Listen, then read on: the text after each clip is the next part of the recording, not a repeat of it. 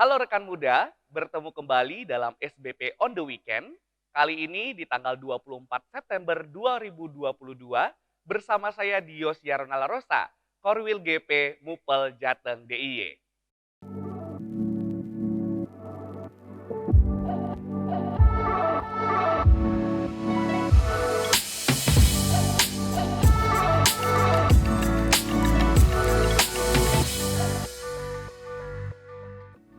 Sebelum kita membaca dan merenungkan firman Tuhan, mari kita bersatu dalam doa. Tuhan, terima kasih karena pada hari ini kami boleh untuk beraktivitas sesuai dengan kehendak Tuhan yang memberikan kehidupan. Hari ini kami akan membaca dan merenungkan sebagian dari firman-Mu. Kiranya Engkau memberikan pengertian kepada kami, sehingga kami bisa mengerti apa maksud Tuhan dalam kehidupan kami sebagai pemuda. Kiranya Engkau memberkati dari awal sampai dengan akhirnya. Haleluya. Amin. Pembacaan Alkitab hari ini terambil dari 1 Korintus pasal 9, ayat yang pertama sampai dengan ayat ke-18, di bawah perikop hak dan kewajiban rasul. Bukankah aku rasul? Bukankah aku orang bebas? Bukankah aku telah melihat Yesus Tuhan kita? Bukankah kamu adalah buah pekerjaanku dalam Tuhan? Sekalipun bagi orang lain aku bukanlah rasul, tetapi bagi kamu aku adalah rasul. Sebab hidupmu dalam Tuhan adalah materai dari kerasulanku. Inilah pembelaanku terhadap mereka yang mengeritik aku. Tidakkah kami mempunyai hak untuk makan dan minum? Tidakkah kami mempunyai hak untuk membawa seorang istri Kristen dalam perjalanan kami? Seperti yang dilakukan rasul-rasul lain dan saudara-saudara Tuhan dan Kefas? Atau hanya aku dan Barnabas sajakah yang tidak mempunyai hak untuk dibebaskan dari pekerjaan tangan?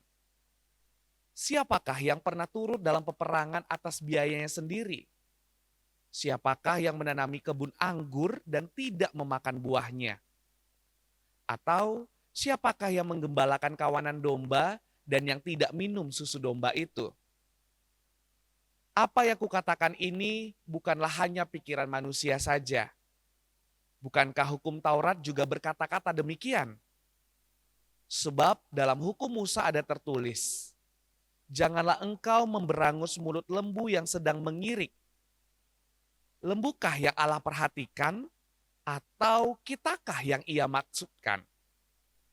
Ya, untuk kitalah hal ini ditulis, yaitu pembajak harus membajak dalam pengharapan dan pengirik harus mengirik dalam pengharapan untuk memperoleh bagiannya.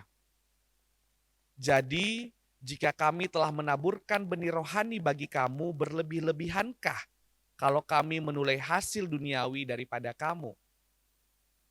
Kalau orang lain mempunyai hak untuk mengharapkan hal itu daripada kamu, bukankah kami mempunyai hak yang lebih besar? Tetapi kami tidak mempergunakan hak itu.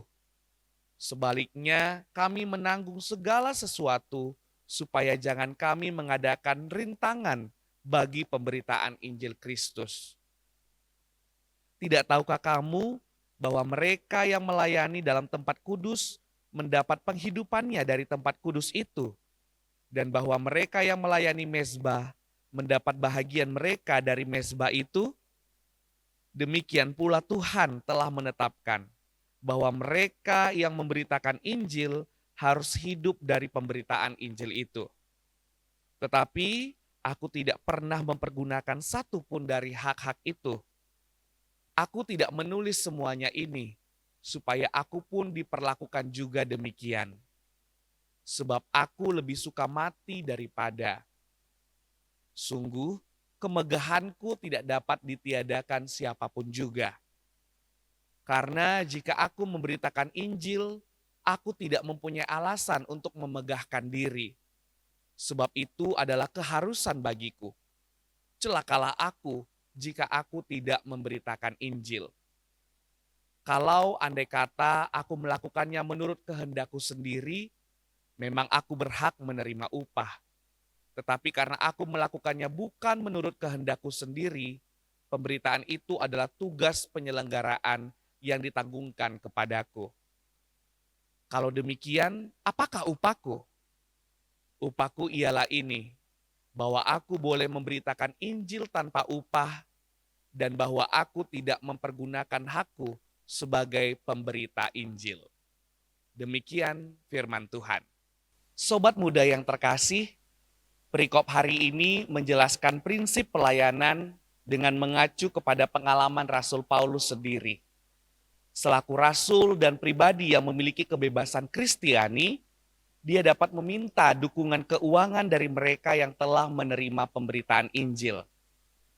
Namun demikian, Rasul Paulus tidak mengambil keuntungan dari keistimewaan dan kesempatan yang ia miliki. Sikap rasul itu lahir dari kesadaran akan panggilannya sebagai seorang hamba yang melayani. Dan baginya, memberitakan Injil adalah suatu keharusan tanpa mengharapkan upah. Ramon Llull, seorang santo dan mistikus besar dari Spanyol, bersaksi tentang bagaimana dia menjadi seorang misionaris Kristus. Ketika dia menjalani kehidupan yang sembarang dan suka bersenang-senang, terjadilah perubahan besar dalam hidupnya. Hingga suatu ketika dia sedang sendirian, Kristus menghampirinya dengan memanggul salibnya dan berkata, "Pikulah ini bagiku." Tetapi ia menolak. Kemudian ketika ia sedang dalam keheningan di sebuah katedral besar, Kristus datang dan memintanya untuk memikul salibnya. Dan sekali lagi ia menolak. Pada kesempatan lain, pada ketiga kalinya, Kristus datang. Dan kali ini kata Ramon, dia memegang salibnya dan dalam sekejap ia meletakkannya di kedua tanganku. Apa yang dapat kulakukan selain memegang dan memikulnya? Sobat muda, mewujudkan panggilan Allah dapat ditampakkan melalui berbagai tindakan. Tugas misioner kita dapat dilakukan melalui aktivitas sebagai mahasiswa, pekerja, pengusaha, sahabat, anak, dan sebagainya. Melalui peran itulah kita memikul salib Kristus, yaitu melalui sikap, tutur kata, perilaku, pemikiran, dan tindakan. Berperanlah dengan benar, maka kita telah memberitakan kabar baik. Dengarlah panggilan Allah dan pergilah kemanapun sobat muda diutus. Berkaryalah demi kemuliaan Allah. Kristus menolong dan memberikan kekuatan bagimu dalam pekerjaan pekabaran Injil Kristus. Sobat muda, firman hari ini menyapa kita para pemuda yang sedang dipersiapkan sebagai calon diaken dan penatua, atau setiap kita yang sedang menggumuli untuk menjadi pengurus pelkat dan unit-unit misioner. Perlu diingat bahwa kita ini surat Kristus yang terbuka dan dapat dibaca. Baik itu sebagai calon presbiter, calon pengurus, mahasiswa, pekerja, atau di mana Tuhan menempatkan kita.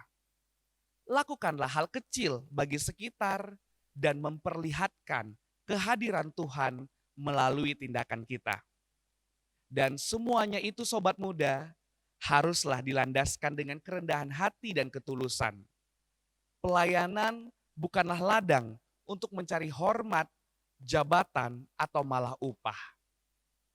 Kita berpelayanan karena Tuhan telah melayani kita terlebih dahulu. Kita berpelayanan karena kasih dan berkat Tuhan telah melimpah atas kita. Dan kita berpelayanan sebagai ucapan syukur atas rahmat dari Sang Pemuda Agung. Selamat melayani dengan kerendahan hati. Sobat muda, demikianlah pemberitaan firman untuk SBP on the Weekend hari ini. Untuk menutupnya, mari kita bersatu dalam doa. Tuhan, terima kasih atas berkat-Mu dan kami telah mendengarkan firman-Mu.